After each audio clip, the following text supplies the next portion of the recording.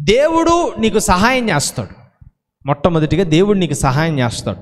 ఆ తర్వాత దేవుడు ఎవరు అన్నది నువ్వు తెలుసుకున్నప్పుడు, దేవుడు ఎలాంటి వాడు అన్నది నువ్వు తెలుసుకున్నప్పుడు, దేవుని మాటకు నువ్వు లోబడినప్పుడు దేవుడు నీకు సహాయం చేస్తాడు. ఇది గుర్తుపెట్టుకోండి.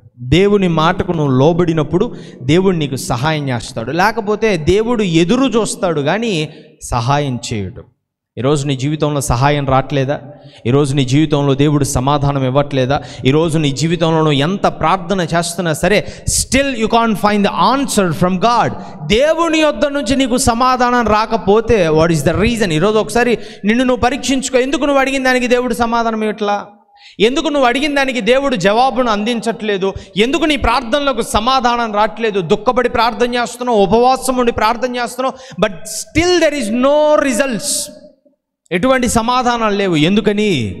ఒకసారి నిన్ను నువ్వు పరీక్షించుకో. దేవుని మాటను నిర్లక్ష్య పెట్టావేమో, దేవుడి ఆజ్ఞకు నువ్వు లోబడలేదేమో, దేవుని మనస్సును నువ్వు పట్టించుకోలేదు, దేవుని ఆలోచనలను నువ్వు పట్టించుకోలేదు.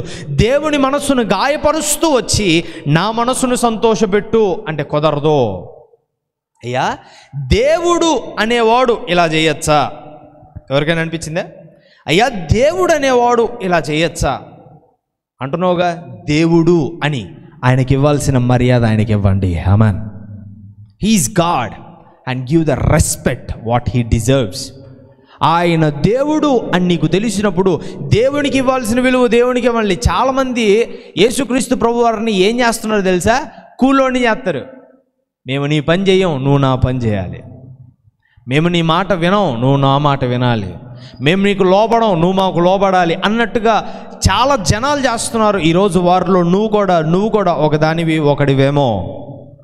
గుర్తుపెట్టుకోండి. దేవునికి ఇవ్వవలసినటువంటి మర్యాదను ఇవ్వండి. దేవునికి ఇవ్వవలసినటువంటి ఏమంటారు గౌరవాన్ని ఇవ్వండి. ఆయన బైబిల్ గ్రంథంలో అడుగుతాడు, నేను తండ్రిని అవుతే నాకు రావాల్సిన ఘనత ఏది అని దేవుడు అడుగుతాడు. ఒకటి ప్రేమైన వారలారా, దేవుడు సహాయం చేస్తాడు నువ్వు ఆయన మాటకు లోబడినప్పుడు.